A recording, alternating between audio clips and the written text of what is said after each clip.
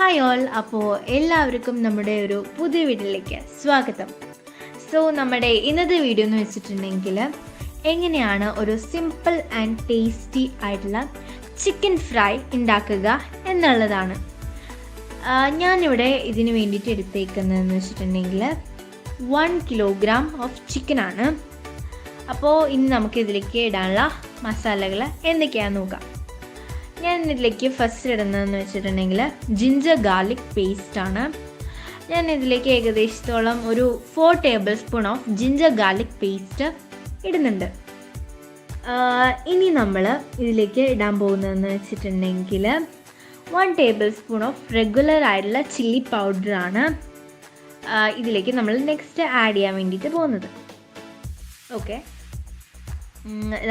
എരിവ് നിങ്ങൾക്ക് ഇഷ്ടമുള്ള രീതിയിൽ ആഡ് ചെയ്യാം.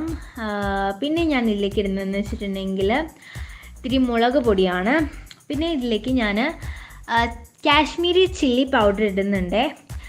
നിങ്ങൾക്ക് ഒന്നില്ലെങ്കിൽ ഒരു 1.5 table spoon of regular chilli powder ഇടാം, കാശ്മീരി ചില്ലി പൗഡർ നിങ്ങളുടെ അടുത്ത് ഇല്ലെങ്കിൽ.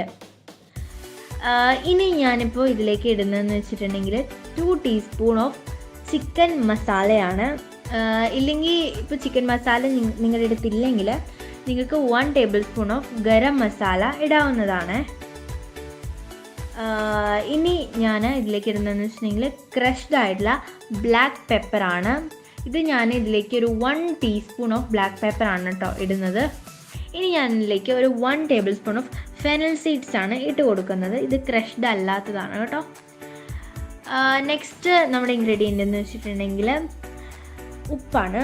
ഉപ്പ് ഞാൻ ഇതിലേക്ക് ഒരു 1.5 ടേബിൾ സ്പൂൺ ഇടുന്നുണ്ട്. അത് നിങ്ങൾക്ക് സാൾട്ട് എപ്പോഴും ഒരു മെഷറിംഗ് കപ്പ് യൂസ് ചെയ്തിട്ട് ഇടുന്നതായിരിക്കും നല്ലത്. ഇപ്പോൾ ഞാനിവിടെ ഇനി ഇത് എന്ന് വെച്ചിട്ടുണ്ടെങ്കിൽ ലെമൺ ജ്യൂസാണ്. ഇതിപ്പോൾ ഒരു വലിയ ലെമണാണ്, അപ്പോൾ അതുകൊണ്ട് തന്നെ ഇതിൻ്റെ ഒരു ഹാഫ് ആയിട്ടുള്ള ഇതാണ് ഞാൻ എടുത്തിട്ടുള്ളൂ. ഒരു 2.5 സ്പൂൺ ഓഫ് ലെമൺ നിങ്ങൾക്ക് ഇതിലേക്ക് ഒഴിക്കാവുന്നതാണ്. ഇനി നമുക്കിത് നന്നായിട്ടൊന്ന് മിക്സ് ചെയ്ത് കൊടുക്കാം. നന്നായിട്ടൊന്ന് കമ്പൈൻ ചെയ്ത് കൊടുക്കുക ഇത്.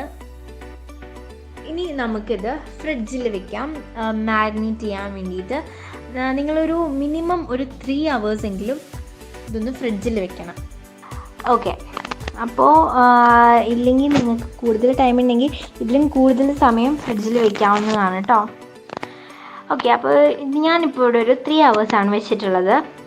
ഇനിയിപ്പോൾ ഞാൻ അതെടുത്തിട്ട് അതിലേക്ക് ഇനി ഞാൻ ആഡ് ചെയ്യാൻ വേണ്ടി പോകുന്നതെന്ന് വെച്ചിട്ടുണ്ടെങ്കിൽ കോൺഫ്ലോർ ആണ്. അത് നമ്മൾ ഫ്രിഡ്ജിൽ വെച്ചതിന് ശേഷം, മീൻസ് നമ്മൾ ഇത് ഫ്രൈ ചെയ്യാൻ പോകുന്നതിന് തൊട്ട് മുന്നെയാണ് കോൺഫ്ലോർ ആഡ് ചെയ്യുന്നത്. ഞാനിപ്പോൾ ഇതിലേക്ക് ഒരു 3 table spoon of cornflour add ചെയ്യുന്നുണ്ട്. ഓക്കെ, ഇനി ഇത് നന്നായിട്ട് ഒന്നുകൂടെ മിക്സ് ചെയ്ത് കൊടുക്കുക, നല്ലവണ്ണം മിക്സ് ആക്കുക. ഇനി നമുക്ക് ഇത് ഫ്രൈ ചെയ്യാനായിട്ട് ഇത് ചെയ്യാം. അപ്പോൾ ഞാനിവിടെ യൂസ് ചെയ്തിരിക്കുന്നത് വെച്ചിട്ടുണ്ടെങ്കിൽ കോക്കനട്ട് ഓയിലാണ്. അപ്പോൾ നന്നായിട്ട് തിളച്ച എണ്ണയിലേക്ക് നമ്മുടെ ചിക്കൻ പീസസ് ഇട്ട് കൊടുക്കാം. നമ്മുടെ പാനിനെ ഓവർ ക്രൗഡഡ് ആക്കരുത്. നമുക്കിത് ഓവറായിട്ട് ചിക്കൻ്റെ പീസസ് ഉണ്ടെങ്കിൽ നമ്മളത് 2 സെറ്റായിട്ട് വറക്കാൻ വേണ്ടിയിട്ട് ശ്രദ്ധിക്കുക. അപ്പോൾ ഞാനിത് ഏകദേശം വെന്ത് കഴിഞ്ഞപ്പോൾ ഒന്ന് തിരിച്ചിട്ടിട്ടുണ്ട്.